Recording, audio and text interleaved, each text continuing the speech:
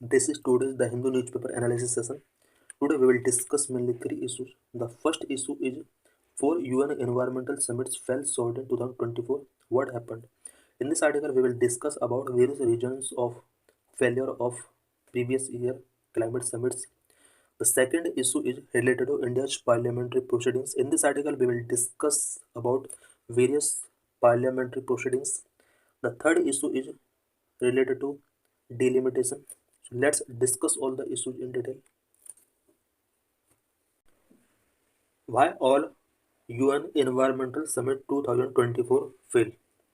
In this article, we will discuss about important summits of 2024 which have become failed, such as Summit in Colombia on biodiversity, Summit in Azerbaijan on climate, Summit in Saudi Arabia on land degradation, Summit in South Korea on plastics. What is issue? The United Nations efforts to address critical environmental challenges faced multiple hurdles this year with four key summits failed to deliver meaningful outcomes. United Nations के various efforts environmental challenge को address करने के लिए रहे हैं, but last year mainly four summits जिनका meaningful outcomes countries को नहीं मिल पाया है, such as summit in Colombia on biodiversity, summit in Azerbaijan on climate, summit in Saudi Arabia on land degradation and summit in South Korea on plastics. ये सभी summit last year conduct किए गए, but in summit से meaningful outcome deliver नहीं हुए. Implications of global cooperation summits. Global cooperation summits के क्या implications होते हैं? These meetings brought together governments, researchers, policymakers, industries, and civil society organizations to ensure their goals were aligned, build equitable accountability, and mobilize adequate finance for actions. Global cooperation summits के through researchers, various countries के researchers, policy makers, industries and civil society organisations together यानी एक साथ आते हैं और equitable accountability fix की जाती है और क्लाइमेट चेंज एक्शन के लिए एडुकेट फाइनेंस मोबिलाइजेशन से रिलेटेड यहाँ पर इश्यूज को डिस्कस किया जाता है, कॉन्सेंसस मेकिंग किए जाते हैं. What are concern related to the summits? अभी जो लास्ट ईयर जो समिट हुए हैं क्लाइमेट से रिलेटेड, इन समिट्स ने कौन कौन से कंसर्न रेज किए हैं?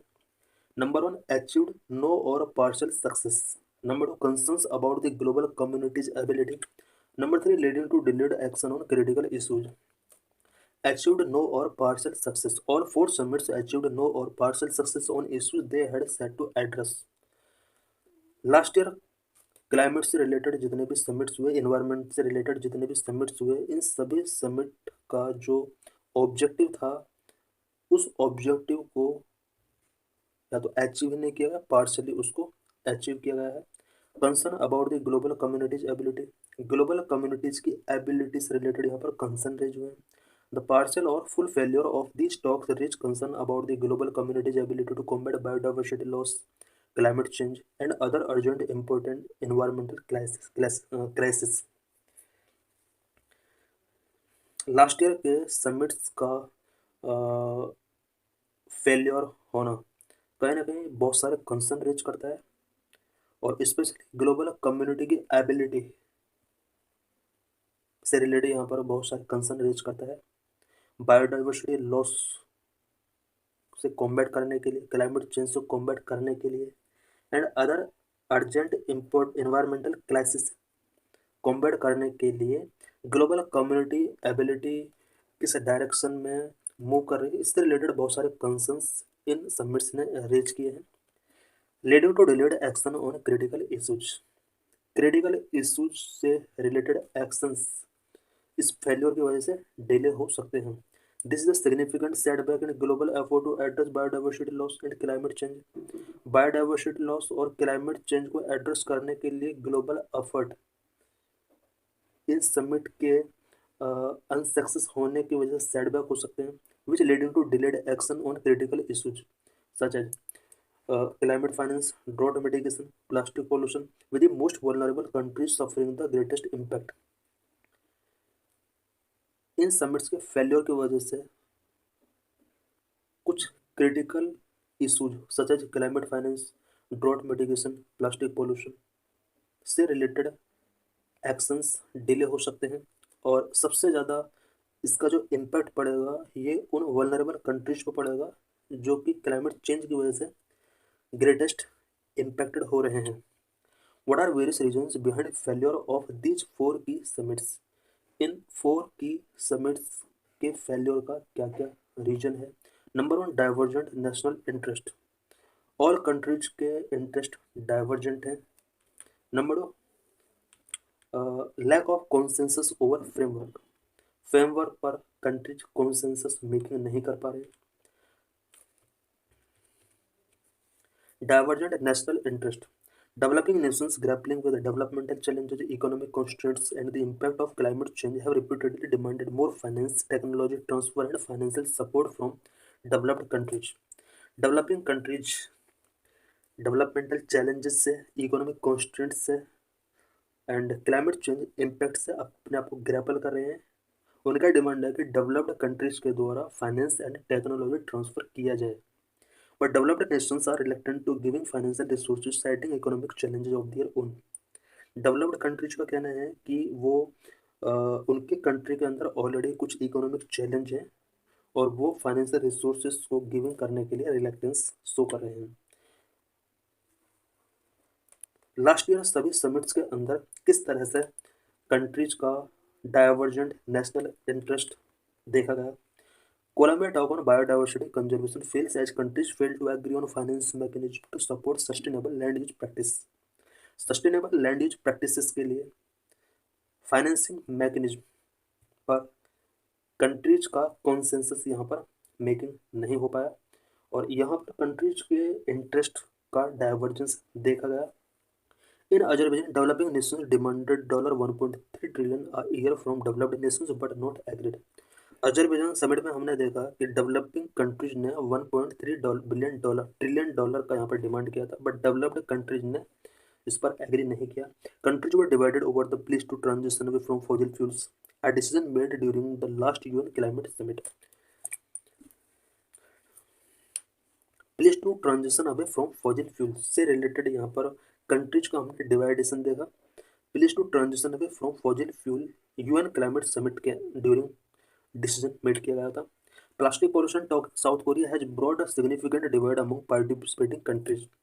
साउथ कोरिया के अंदर प्लास्टिक पोल्यूशन में भी कंट्रीज का हमने यहाँ पर सिग्निफिकेंट डिवाइड देखा।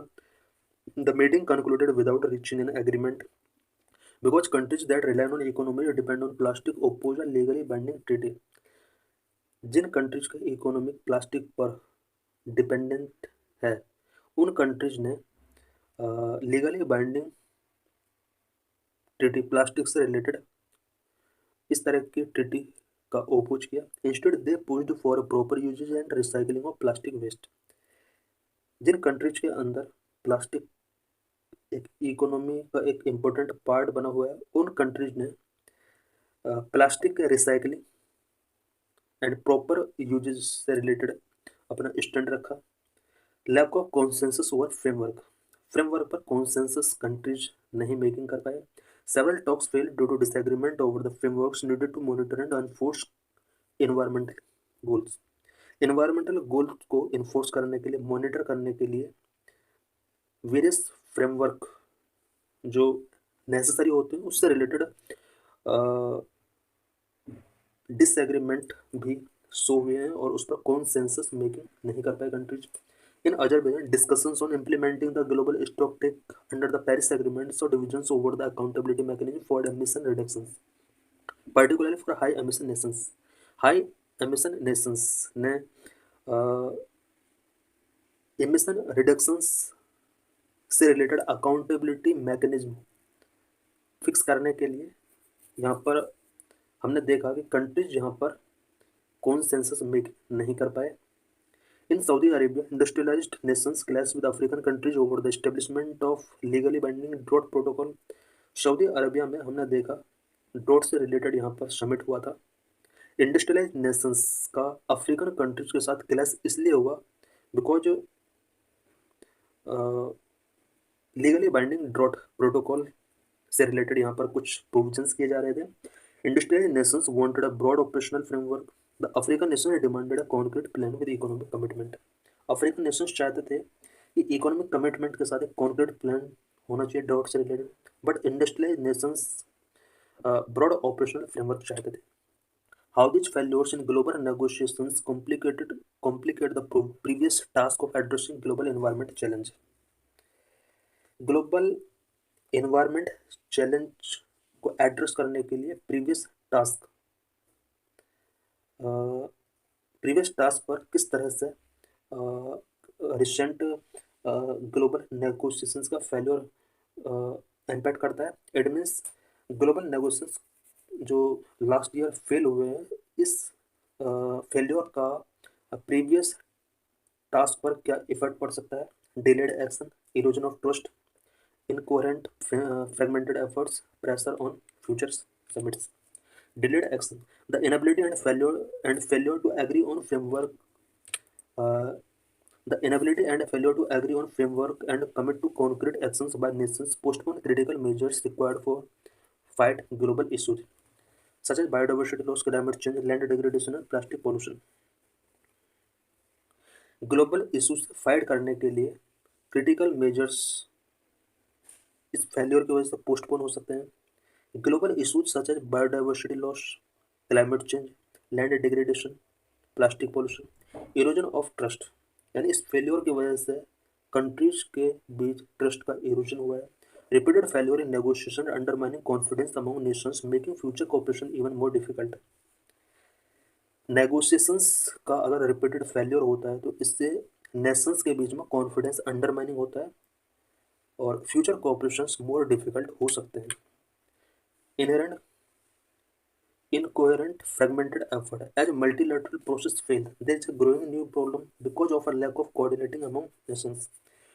Nations के बीच में coordination in future lack हो सकता है। Pressure on future summits, the failure of multiple global negotiations on the environment further forces upcoming meeting to deliver meaningful outcomes. It can cost more resources. इस तरह के summits का failure upcoming meetings को force करता है, जिसमें बहुत ज़्यादा कॉस्ट यहाँ पर वेस्ट होता है, रिसोर्स वेस्ट होते हैं। What are key several strategies to advance global environment goal. Global environment goal को एडवांस करने के लिए क्या सेवरल स्ट्रेटजीज हो सकती हैं। Number 1 climate finance, number 2 need to enhance transparency and accountability, number 3 inclusive diplomacy, number 4 promoting equitable participation, number 5 strong focus on implementation, number 6 acknowledge and address connections between biodiversity loss, land degradation, plastic pollution and climate change, number 7 foster integrated strategies, number 8 move beyond short term interest. Number 1 climate finance. Wealthier nations must provide financial and technological support to developing nations. Developing nations के लिए wealthier nations को financial and technological support provide करना चाहिए. This would create a more equitable foundation for negotiations and help bridge trust gap between developed and developing countries. इसके through developed and developing countries के बीच में जो gap है उसको ब्रिज किया जा सकता है और नेगोशिएशंस बेटर तरीके से आगे बढ़ाए जा सकते हैं। Need to enhance transparency and accountability by establishing robust mechanism to track progress को ट्रैक करने के लिए रोबस्ट मैकेनिज्म इस्टेब्लिश किया जा सकता है और इसके थ्रू ट्रांसपेरेंसी एंड अकाउंटेबिलिटी को एनहांस किया जा सकता है। This would play a vital role in restoring confidence in multilateral process. Multilateral process में कॉन्फिडेंस को रिस्टोर करने के लिए ये एक इम्पोर्टेंट टूल हो सकता है। Inclusive diplomacy. It is also essential to address geopolitical tensions and ensure all voices, particularly those of vulnerable nations, are heard in negotiations. Negotiations में vulnerable nations की voice को भी ensure किया जाना चाहिए so that geopolitical tensions को address किया जा सके.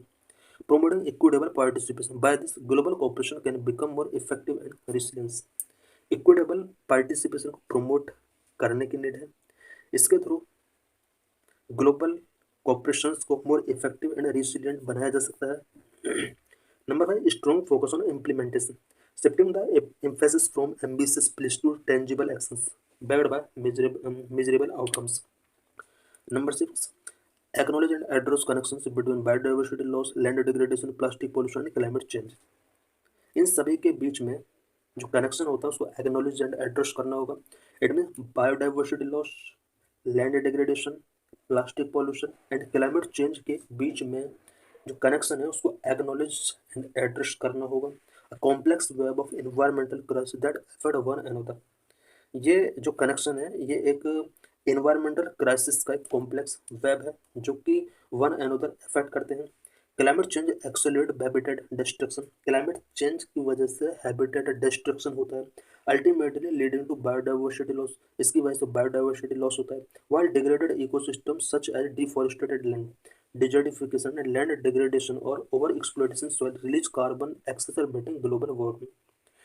Degraded ecosystem such as deforested land, desertification, land degradation और ओवर एक्सप्लॉइटेशन ऑफ सॉइल, ये सब कार्बन रिलीज करते हैं और उसकी वजह से ग्लोबल वार्मिंग इंक्रीज होता है. Number 7, foster integrated strategy that protect ecosystem, restore degraded landscape and reduce pollution while tackling climate change. Integrated strategies को हमें फोस्टर करना होगा सो दैट इकोसिस्टम को प्रोटेक्ट किया जा सके, डिग्रेडेड लैंडस्केप को रिस्टोर किया जा सके, पॉल्यूशन को रिड्यूस किया जा सके. Number 8, move beyond short term interest. Short term interest को हमें छोड़ना होगा. It is imperative for nations to move beyond short term interest and follow a shared vision for a sustainable future. Sustainable future के लिए shared vision को हमें follow करना होगा और शॉर्ट टर्म इंटरेस्ट को हमें लेफ्ट करना. What are various devices of parliamentary proceedings? In this article, we will discuss about various parliamentary proceedings such as question hour, zero hour, calling attention motion, no confidence motion, censure motion. So let's discuss this issue.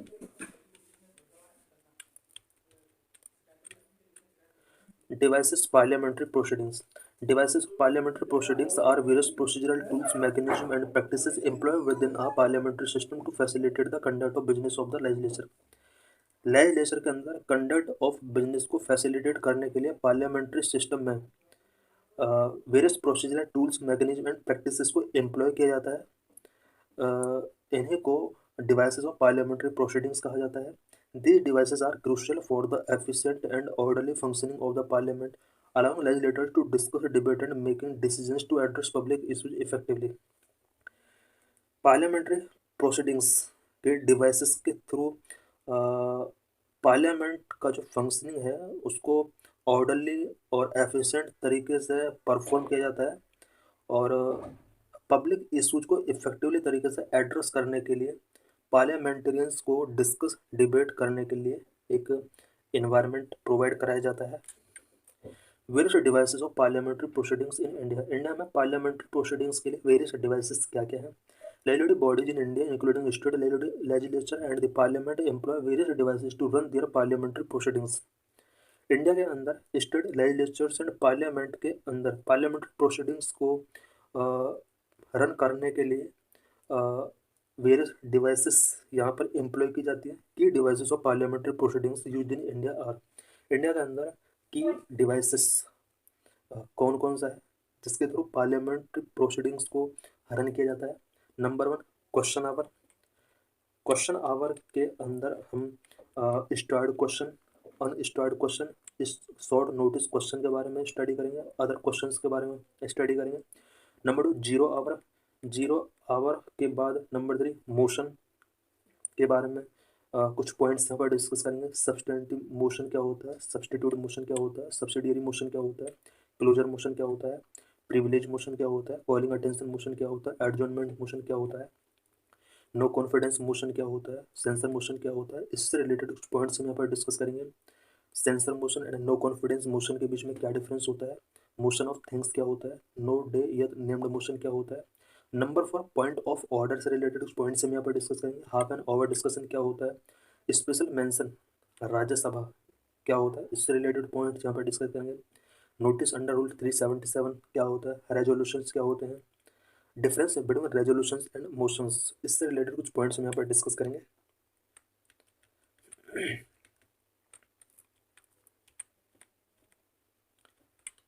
Number question hour.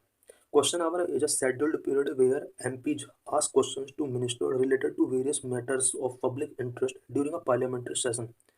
Parliamentary session में public interest के matter से related various questions को जब ministers से पूछा जाता है, इसके लिए एक शेड्यूल्ड पीरियड होता है जिसे हम क्वेश्चन आवर बोलते हैं.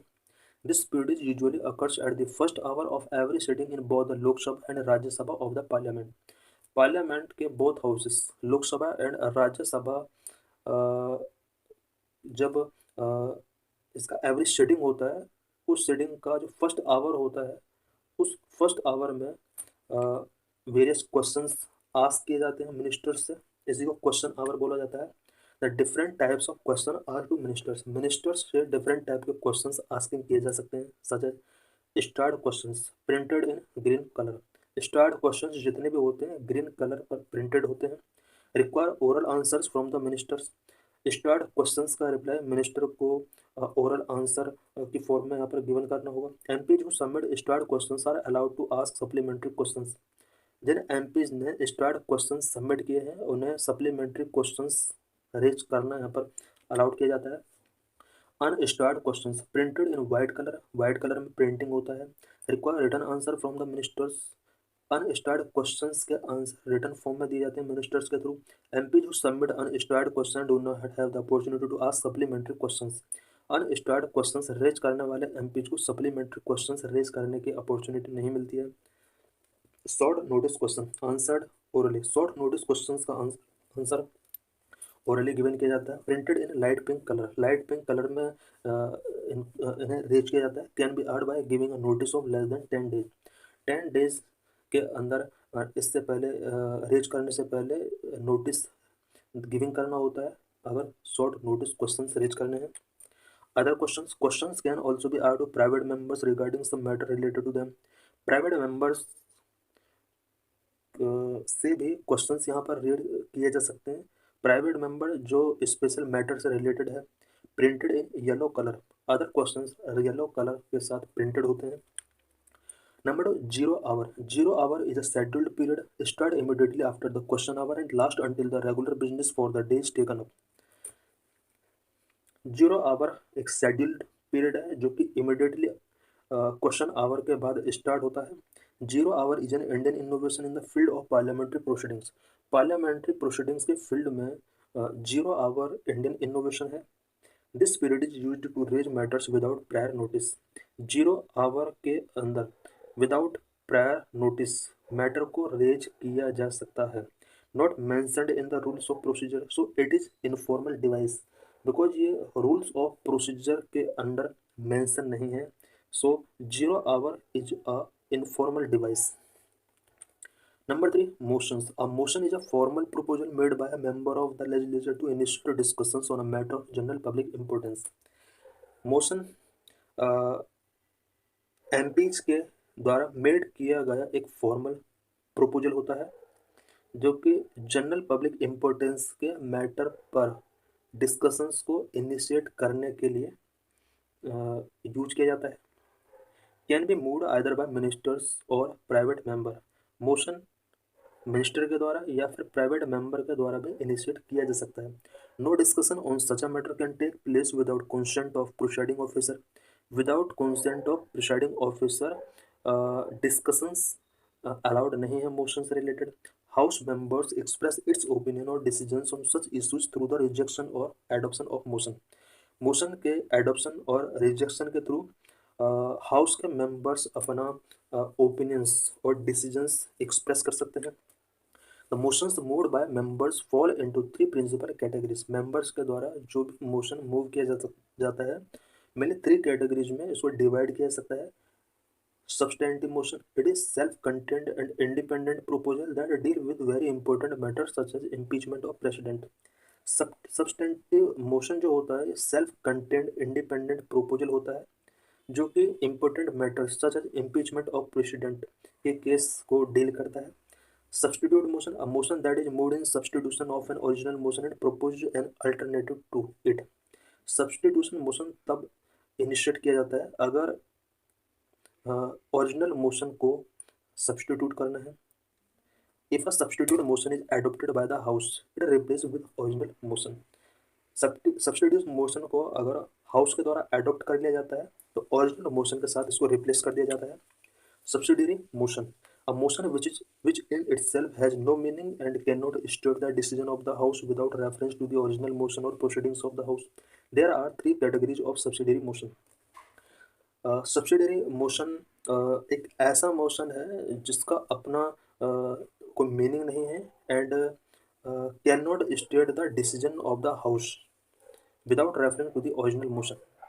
ओरिजिनल मोशन तक रेफर किए बिना अगर हाउस का डिसीजन इस मोशन से रिलेटेड डिक्लेयर नहीं किया सकता, इट मीन्स ओरिजिनल मोशन को यहाँ पर रिप्रेजेंट करना होगा हाउस की प्रोसीडिंग्स के लिए. There are three subcategories of subsidiary motion. Subsidiary motion यहाँ पर थ्री कैटेगरीज के होते हैं. Ancillary motion used as the regular way of proceedings with various kind of business. Superseding motion moved in the course of a debate on another issue and seek to supersede that issue. Amendment motion seek to modify or substitute only a part of the original motion. Closure motion, a motion moved by a member to cut short the debate on a matter before the House. If the motion is approved by the House, the debate is stopped and the matter is put to move. Closure motion एक ऐसा motion है जिसमें house के debate को cut करने के लिए move किया जाता है और अगर ये पास हो जाता है तो यहाँ पर डिबेट स्टॉप हो जाता है. There are four kinds of closure motion. Closure motion का यहाँ पर फोर काइंड होता है. Simple closure states that the matter having been sufficiently discussed be now put to vote. Simple closure state करता है कि मैटर को सफिशिएंटली डिस्कस्ड किया जा चुका है और इसके बाद इसमें वोटिंग होता है. Closure by compartment. Clauses of a bill or resolutions are grouped into parts before the commencement of the debate. Kangaroo closure. Only important clauses are taken up for debate and voting, and the intervening clauses are skipped over and taken as part. Kangaroo closure motion में important clauses को ही taken up किया जाता है debate के लिए और उसके बाद उसका वोटिंग कराया जाता है.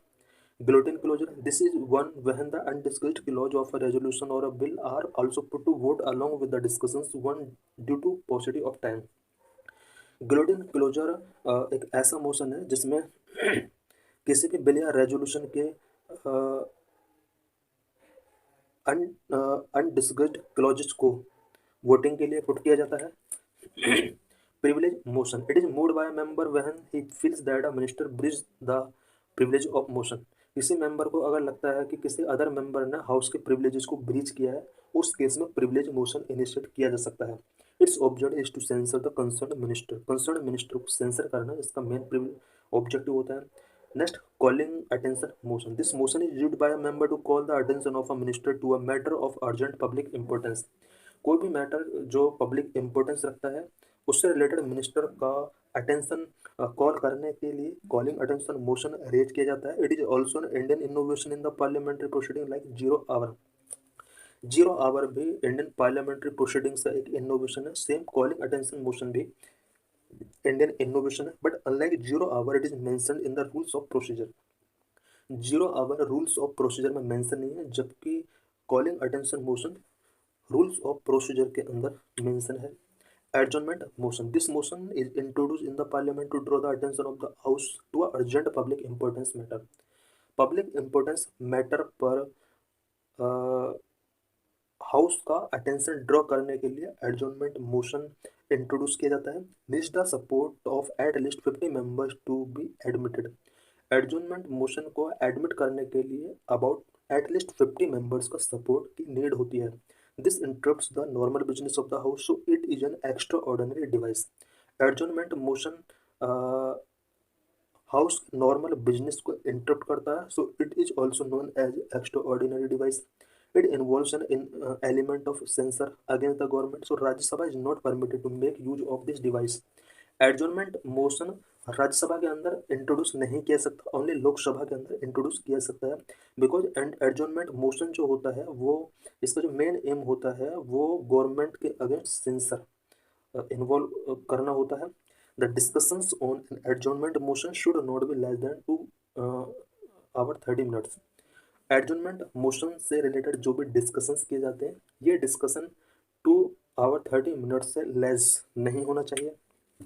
This motion is subject to the following restrictions. इस मोशन के कुछ रेस्ट्रिक्शंस हैं, such as it should not cover more than one matter इसके अंदर कवर नहीं होना चाहिए। Should raise a matter that is urgent, definite, factual and of public importance. Matter public importance का होना चाहिए। Should not raise a question of privilege raise इसमें नहीं होना चाहिए। Should not be framed in general terms में frame नहीं होना चाहिए। It should not revive debate discussions on a matter that has been discussed in the same session में कोई भी मैटर जो डिस्कस हो चुका है उसका डिबेट को रिवाइव या डिस्कशन उसमें नहीं होना चाहिए। इट मीन्स ये रिपीटेड नहीं होना चाहिए। Should not deal with any matter that is under education by the court. कोई भी मैटर जो कोर्ट के एजुकेशन में आता है इससे रिलेटेड कोई भी इशू एडजर्नमेंट मोशन के अंदर कवर नहीं होना चाहिए। This motion should not raise any question that can be raised separately through distinct motion. Adjournment motion के अंदर कोई भी ऐसा क्वेश्चन रेज नहीं होना चाहिए जो कि डिस्टिंक्ट मोशन के थ्रू सेपरेटली रेज किया जा सकता है। Next is no confidence motion. No confidence motion is a motion moved by a member to express a lack of confidence of the Lok Sabha in the government. No confidence motion member के द्वारा मूव किया जाता है और अगर उस member को लगता है कि लोकसभा का कॉन्फिडेंस गवर्नमेंट में लैक हो चुका है, कॉन्फिडेंस कम हुआ है, उस केस में कोई मेंबर स्पेशली लोकसभा के अंदर या राज्यसभा के अंदर नो कॉन्फिडेंस मोशन रेज किया सकता है। No confidence motion is moved in accordance with the provisions under article 75। It says that the council of ministers shall be collectively responsible to the Lok Sabha. No confidence motion constitution के article 75 के according move किया जाता है और constitution का 75 article में mention किया गया है कि council of ministers collectively Lok Sabha के लिए रिस्पॉन्सिबल होंगे। This means that the government stay in office only as long as it enjoy the confidence of the majority of the members of the Lok Sabha. इसका meaning ये हुआ कि गवर्नमेंट ऑफिस में तभी तक कंटिन्यू बनी रह सकती है जब तक Lok Sabha majority of members confidence ये एंजॉय कर रहे हैं। Can be moved only in Lok Sabha. No confidence motion only Lok Sabha के अंदर मूव किया सकता है। इससे पहले मैंने राज्यसभा रिपीट किया था, वो गलत रिपीट हो गया था। इसको केवल लोकसभा के अंदर ही इंट्रोड्यूस किया जा सकता है। Need the support of 50 members to the admitted.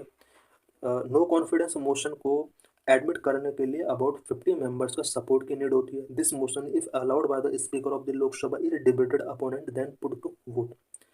Speaker Lok Sabha speaker के द्वारा अगर इस मोशन को अलाउड कर दिया जाता है देन इस पर डिबेट किया जाता है एंड वोटिंग इस पर कराई जाती है। If this motion passed by the house by simple majority the government has to resign. Simple majority के द्वारा अगर हाउस के द्वारा इस नो कॉन्फिडेंस मोशन को पास कर दिया जाता है तो गवर्नमेंट को यहाँ पर रिजाइन करना होता है। Next is sensor motion. It can be moved only in Lok Sabha and not in the Rajya Sabha. Censure motion भी ओनली लोकसभा के अंदर मूव किया जा सकता है, राज्यसभा के अंदर नहीं। Move to seek the disapproval of certain policies of government की सर्टेन पॉलिसीज को के डिसअप्रूवल के लिए सेंसर मोशन इनिशिएट किया जाता है। Seeks to censor the government for its lapses. The difference between a censor motion and no confidence motion. Censure motion और no confidence motion के बीच में क्या डिफरेंस होता है? Censure motion is should state the reason for its adoption. Censure motion के अंदर इसके एडॉप्शन का रीजन स्टेट होना चाहिए। No confidence motion it need not state the reason for its adoption. No confidence motion के अंदर इसके एडॉप्शन का रीजन मेंशन होना कंपलसरी नहीं है। Censure motion it can be moved against an individual minister, a group of ministers or entire council of minister। Censure motion individual minister के against, group of ministers के against, entire council of ministers के against भी initiate किया जा सकता है। It can be moved against the entire council of ministers only. No confidence motion जो initiate किया जाता है, मूव किया जाता है, वो एंटायर काउंसिल ऑफ मिनिस्टर्स के अगेंस्ट किया जाता है, जबकि censure motion individual minister, group of minister या एंटायर काउंसिल ऑफ मिनिस्टर के अगेंस्ट रेज किया जा सकता है। It is moved for ensuring the council of ministers for specific policy and actions. Council of ministers की स्पेसिफिक पॉलिसीज एंड एक्शंस के लिए censuring किया जा सकता है। No confidence motion is moved to ascertain the confidence of the लोक सभा in the council of minister.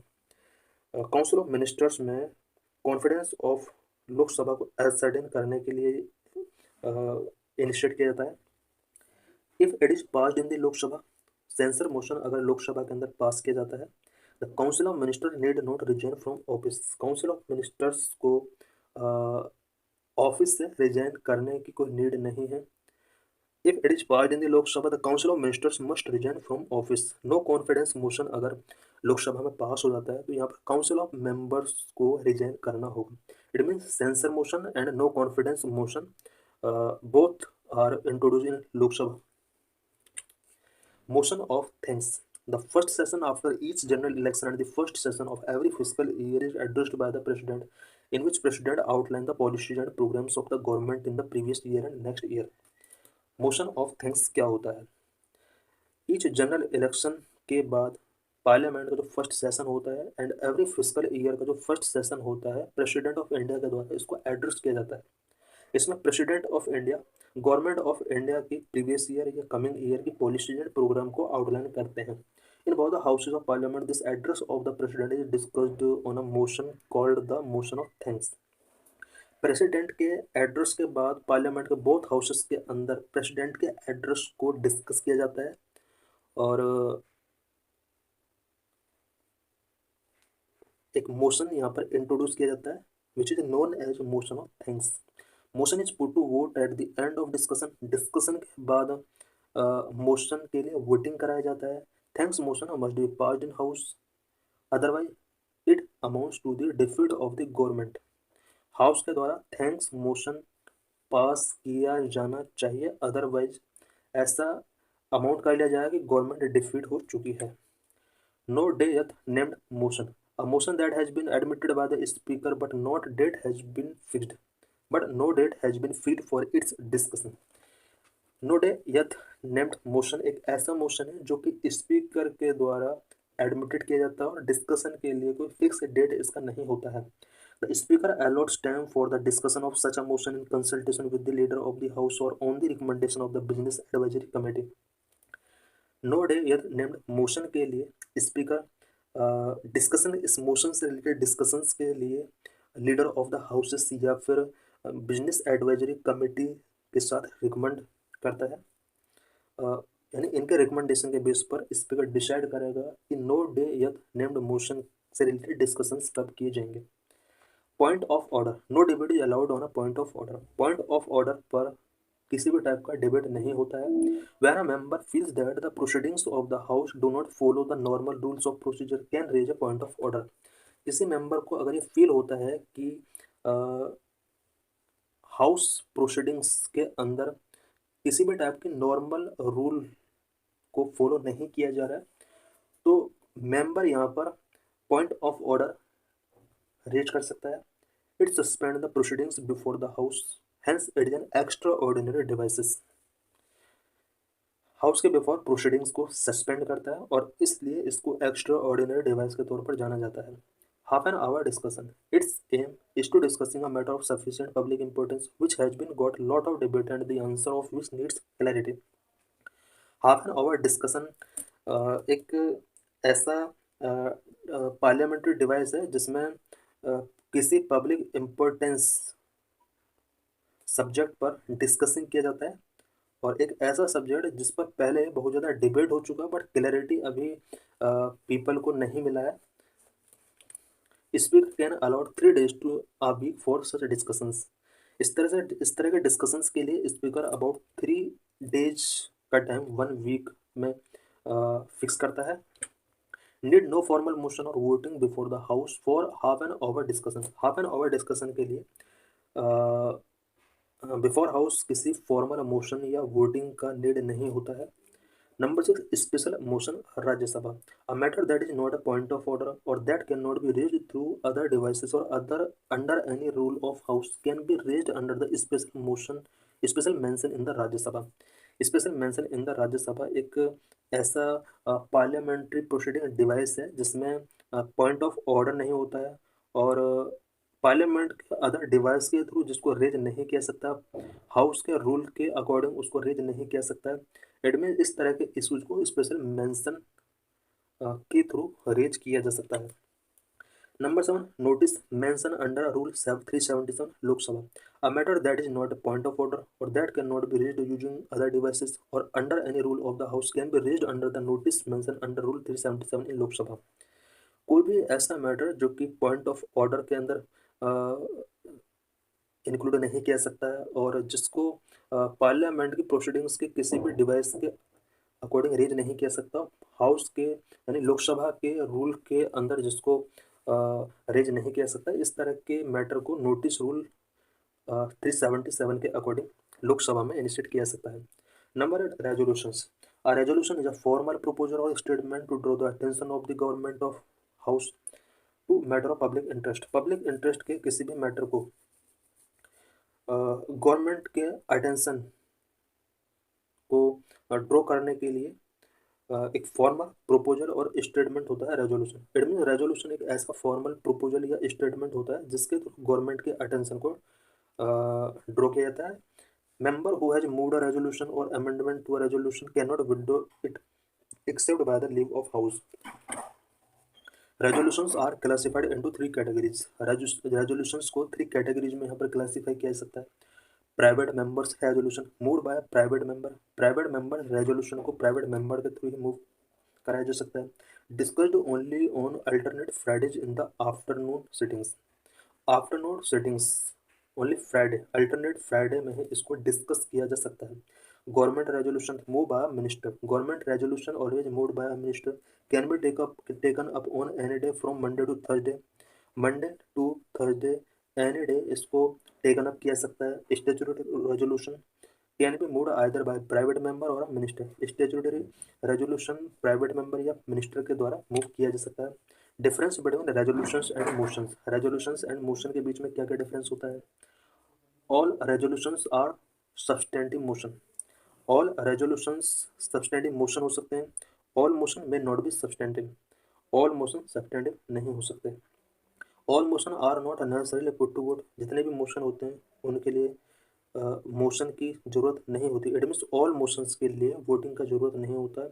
All resolutions are required to be put to vote, all resolutions के लिए वोटिंग का नीड होता है। What is delimitation, how it is conducted. Delimitation क्या है और किस तरह से कंडक्ट किया जाता है। This article is important for GS paper 2, for prelims and for mains. What is delimitation? Delimitation is the process of fixing the number of seats and boundaries of territorial constituencies in each state for a legislative assembly and Lok Sabha. Legislative assemblies and Lok Sabha के लिए each state में territorial constituencies की boundary को fix करना और number of seats fix करने का जो प्रोसेस है उसको डिलिमिटेशन कहा जाता है। It also determine the seats to be reserve for SC and ST in these houses, in houses में it mean legislative assemblies and Lok Sabha के अंदर SC ST के लिए रिजर्व सीट्स डिटरमाइन करने का भी इसके अंदर प्रोविजन किया जाता है। Delimitation process performed by the Delimitation Commission which was set up by an act of parliament। Delimitation process Delimitation commission के द्वारा परफॉर्म किया जाता है। Delimitation कमीशन पार्लियामेंट के एक एक्ट के द्वारा सेटअप किया गया है। Till now, Delimitation Commission has been set up 4 times: 1952, 1963, 1973 and 2002 under the acts of 1952, 1962, 1972 and 2002। Till now, 4 times delimitation commission set up किया जा चुका है। The first delimitation commission was set up in 1952, second 1963, third 1973 and fourth to 2002। The first delimitation exercise was carried out by President of India with the help of the Election Commission in 1951। First delimitation exercise जो conduct किया गया था वो 1951 में president of India के द्वारा with the help of election commission किया गया था। Constitutional provisions related to delimitation, delimitation से रिलेटेड कॉन्स्टिट्यूशनल प्रोविजंस क्या क्या है। After every census the parliament enact a delimitation act under article 82। Constitution के आर्टिकल 82 के अंदर पार्लियामेंट एवरी सेंसस के बाद डिलिमिटेशन एक्ट इनेक्ट करती है। Under Article 170, states also get divided into territorial constituencies as per delimitation act after every census.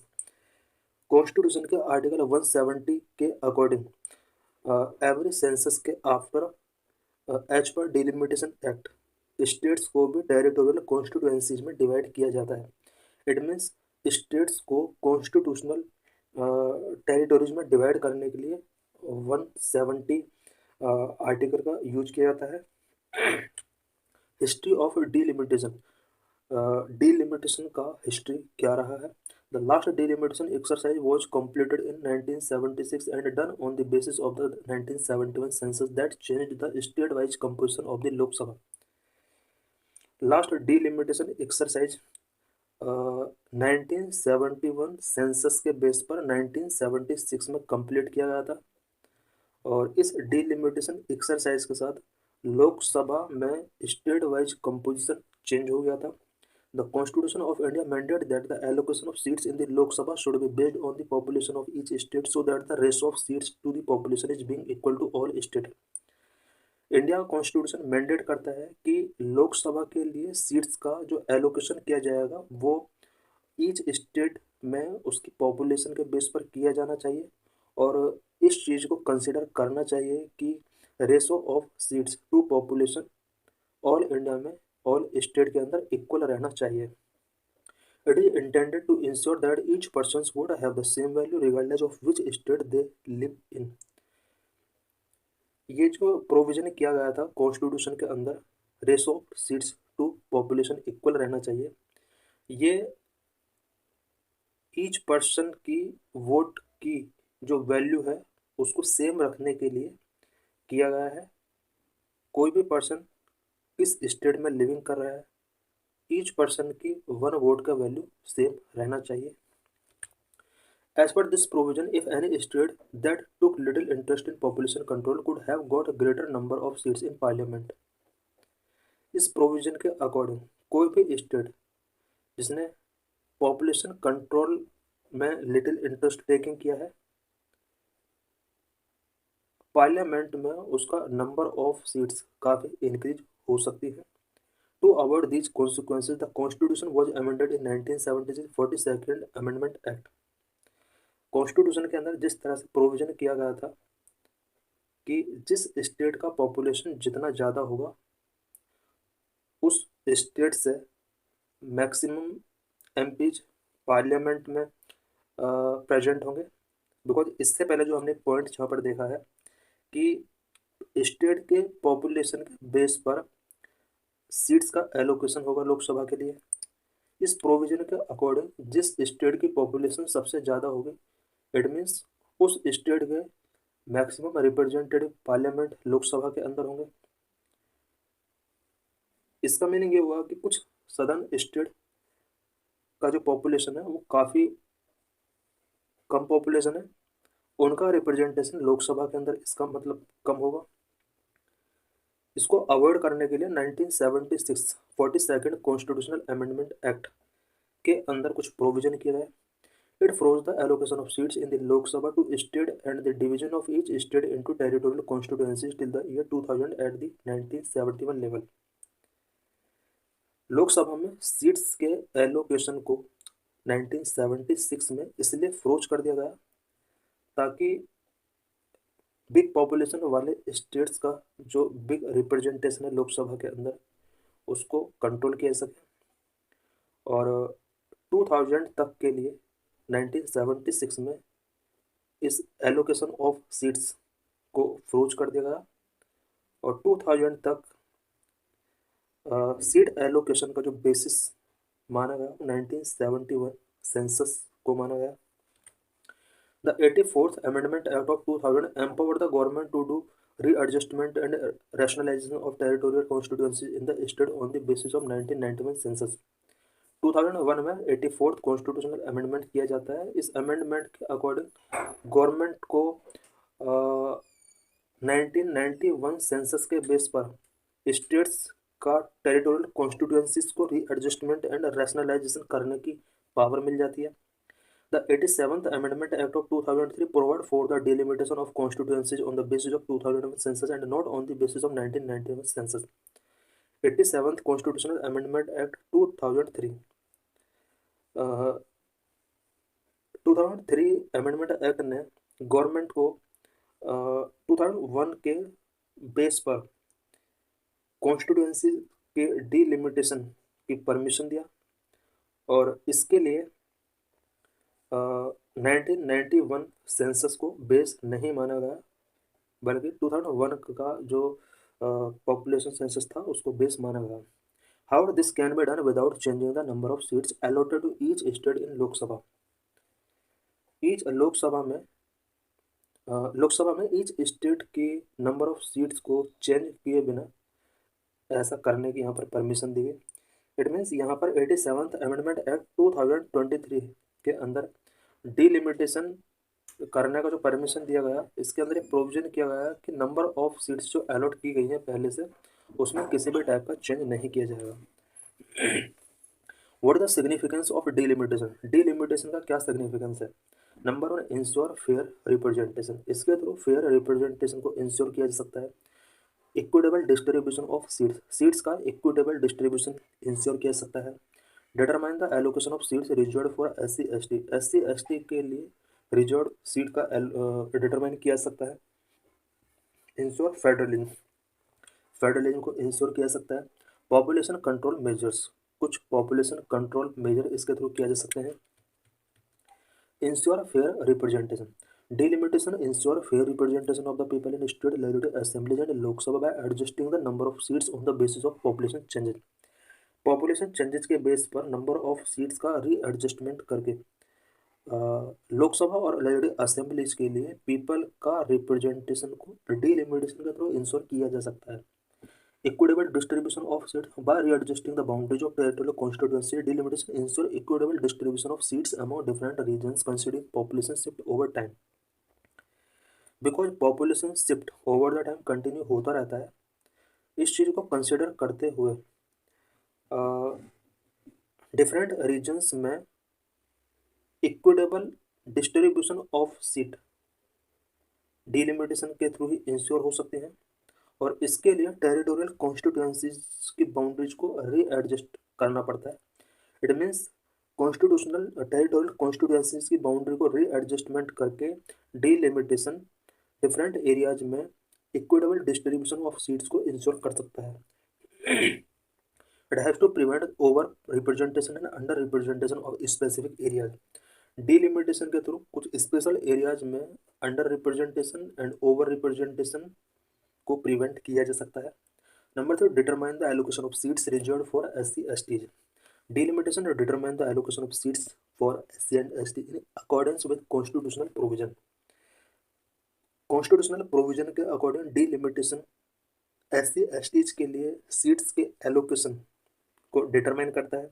It ensure adequate political representation for marginalised communities. Marginalised communities के लिए adequate political representation ये ensure करता है। Number 4, ensure federalism. Delimitation impacts federal principles by influencing the distribution of political power among all state. और state के बीच में political power को डिस्ट्रीब्यूट करके डिलिमिटेशन कहीं ना कहीं फेडरल प्रिंसिपल्स को इम्पैक्ट करता है। It is essential to make balance between population based representation and federal constitution to maintain harmony among diverse region. Diverse region के बीच में हार्मोनी को मेंटेन करने के लिए population based representation and federal considerations के बीच में डिलिमिटेशन बैलेंस मेकिंग करता है। Population control measures. Historically the aim of freezing of seats based on 1971 census was to incentivise population control measures. 1970 census के बेस पर जिस तरह से एलोकेशन ऑफ सीट्स को फ्रीजिंग किया गया है, इसका main aim population control measures को इंसेंटिवाइज करना था। What are the concern related to delimitation? Delimitation से रिलेटेड क्या क्या कंसर्न अभी भी प्रिवेल है? Number 1, regional disparity in representation. Number 2, inadequate funding. Number 3, affecting the reservation for SC STs. Regional disparity in representation. Disparity in representation in Lok Sabha between northern and southern part of India due to population as a deciding factor. Population की वजह से north and southern part of India में लोकसभा के लिए जिस तरह से seats का डिस्पैरिटी है, ये एक डिसाइडिंग फैक्टर है। It means north India parliament के अंदर ज़्यादा रिप्रेजेंट करता है, जबकि साउथ इंडिया अपने आप को उतना रिप्रेजेंट नहीं कर पाता जितना कि साउथ इंडिया का कंट्री के जीडीपी में रोल है। The delimitation based only on population disregard the progress made by the southern state in population control and may lead to disparities in federal structures. Population के base पर जो delimitation किया जाता है, कहीं ना कहीं सदर्न स्टेट की पॉपुलेशन कंट्रोल के लिए जो प्रोग्रेस किए गए हैं उसको डिसरिगार्ड करता है एंड फेडरल स्ट्रक्चर में डिस्पैरिटीज को लीड करता है। Despite having only 18% of the country's population, the southern states contribute about 35% to country's GDP. South Indian state का कंट्री के पॉपुलेशन में 18% का रोल है, जबकि कंट्री के जीडीपी में अबाउट 35% का कंट्रीब्यूशन इन स्टेट का होता है। The northern state where did not prioritize population control are expected to be benefit in delimitation process due to their higher population growth. Because northern state के अंदर population growth higher है और population control को इन्होंने priorities नहीं दिया और ऐसा एक्सपेक्ट किया जाता है कि डीलिमिटेशन प्रोसेस का इन्हें कहीं ना कहीं बेनिफिट मिलता है। बिकॉज डीलिमिटेशन प्रोसेस में एवरी स्टेट का पॉपुलेशन के बेस पर रिप्रेजेंटेशन होता है। जिस स्टेट के अंदर पॉपुलेशन ज़्यादा होगी लोकसभा के अंदर उसका रिप्रेजेंटेशन उतना ही ज़्यादा होगा। It means north Indian state का रिप्रेजेंटेशन पार्लियामेंट के अंदर लोकसभा के अंदर साउथ इंडियन स्टेट के कंपेयर में ज़्यादा है। Number 2, inadequate funding. After the 15th Finance Commission, who used 2011 census as a basis for its recommendation, concerns were raised about southern states losing funding and representation in parliament. 15th Finance Commission के बाद जिसने अपने recommendation के लिए 2011 census का use किया, 15th finance commission के बाद सदर्न स्टेट से रिलेटेड कंसर्न रेज हुए बिकॉज सदर्न स्टेट्स का फंडिंग लॉस हुआ और पार्लियामेंट में इनका रिप्रेजेंटेशन लॉस हुआ। बिकॉज 2011 के सेंसस के अकॉर्डिंग 2011 सेंसस के बेस पर अगर फाइनेंस कमीशन के द्वारा रिकमेंडेशंस किए जा रहे थे तब तक सदर्न स्टेट कहीं ना कहीं बेनिफिट गेन कर रहे थे। Previously, the 1971 census was used as the base for funding and tax devolution recommendations to various states. 2011 census से पहले वेरियस स्टेट्स के लिए फंडिंग एंड टैक्स डेवोल्यूशन से रिलेटेड रिकमेंडेशंस के लिए फाइनेंस कमीशन ऑलवेज 1971 सेंसस का यूज करता रहा है। Affecting the reservation for SC/STs, the scheduled delimitation and reallocation of seats may result in loss of seats for southern states and can increase in power of political parties which have support in north. Schedule delimitation and reallocation of seats की वजह से southern states का seats loss हो सकता है और वो political party जिन्हें नॉर्थ स्टेट से सपोर्ट मिला हुआ है उनकी पावर इंक्रीज हो सकती है। This could potentially lead to a shift of power towards the north away from the south. इसकी वजह से पावर का शिफ्टिंग हो सकता है नॉर्थ की तरफ और साउथ से अवे हो सकता है। Delimitation exercise also affect the division of seats reserved for the SC and ST in each state under Article 330 and 332. Delimitation exercise की वजह से SC/STs के लिए जो सीट्स रिजर्व की गई हैं वो भी अफेक्ट हो सकती हैं। What is the delimitation commission? Delimitation commission क्या होता है, इससे रिलेटेड कुछ पॉइंट्स हम यहाँ पर डिस्कस करेंगे। Delimitation commission is a statutory body responsible for delimitation process which was set up by an act of parliament. Delimitation commission एक स्टैट्यूटरी बॉडी है जो कि डिलिमिटेशन प्रोसेस के लिए रिस्पॉन्सिबल है। ये कमीशन पार्लियामेंट के एक्ट के अकॉर्डिंग सेटअप किया गया था। What is the appointment process of members? Appointed by president of India and work in collaboration with the election commission. Delimitation commission president of India के द्वारा appoint किया जाता है and election commission of India के collaboration के साथ work करता है। कंपोजिशन, डिलिमिटेशन कमीशन के अंदर कितने मेंबर होते हैं? 3 members. Number 1 retired supreme court जज, number 2 chief election commissioner, number 2 respective state election commissioners. What are the functions of delimitation commission? To determine the boundaries and number of constituencies to make the population of all constituencies nearly equal. और constituencies के अंदर population को equal करने के लिए delimitation commission boundaries and number of constituencies को determine करता है। वो identify seats reserve for SC/ST where their population is relatively large. जिन एरियाज में SC/ST पॉपुलेशन लार्ज है उनके लिए सीट्स रिजर्व सीट आइडेंटिफाई करना भी इसका फंक्शन है। Power of delimitation commission, delimitation commission की क्या क्या पावर्स हैं? In case of a difference of opinion among members of the commission majority opinion prevails. Commission के मेंबर का किसी ओपिनियन से रिलेटेड अगर डिफरेंस शो होते हैं तो मेजॉरिटी ओपिनियन यहाँ पर प्रिवेल होता है। Delimitation commission in India is high powered body whose orders have the force of law and cannot be challenged before any court। Delimitation commission एक हाई पावर्ड बॉडी है जिसका ऑर्डर लॉ के force के equal होता है and इसके order को any court के बिफोर चैलेंज नहीं किया जा सकता। This is previous year question related to this article. Question with reference to the delimitation commission consider the following statement। question of 2012। option number 1, the orders of the delimitation commission cannot be challenged in a court of law। this statement is right। when the orders of the delimitation commission are laid before the Lok Sabha or Legislative Assembly they cannot affect any modification orders। this statement is also correct। so the correct answer is option C, both 1 and 2। so thanks for watching this video।